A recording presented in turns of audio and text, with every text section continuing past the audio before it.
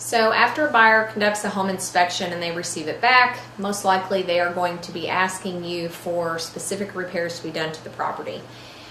We will guide you through that, and it's, hopefully the other side has educated their buyer, but it is important to understand that there is a difference between what is actually functioning in the property and what's just not up to code.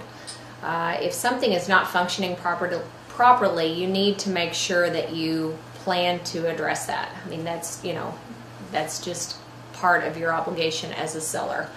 If something comes up with the roof and they're requiring that you get your insurance to check it out, it is important that you do that, and is something that could be asked of you.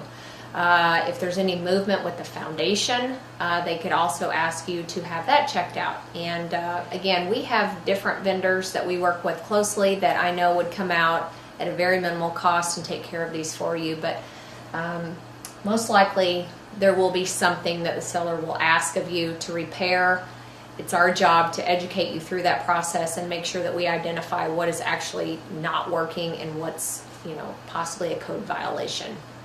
Now, it is important when there is an addendum to the contract that we actually look at what the words are that they ask for. Mm-hmm. Often they'll say, I need it corrected by a licensed inspector or by a licensed professional. Right. And there's different ways that they can word it, and we need to make sure that we actually provide and complete the repairs exactly as it says. Mm-hmm. We don't need to overdo it, but we can also not underdo it.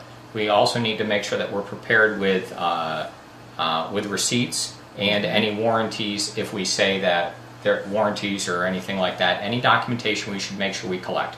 If we're not obligated to supply it or give it to the other party, then we don't necessarily have to. But I would please do everything exactly like we said. Don't try to shortcut, because it'll essentially could come back to haunt you. So if you agree to repair, do it properly, don't cut corners, and provide the receipt, and then you should be fine.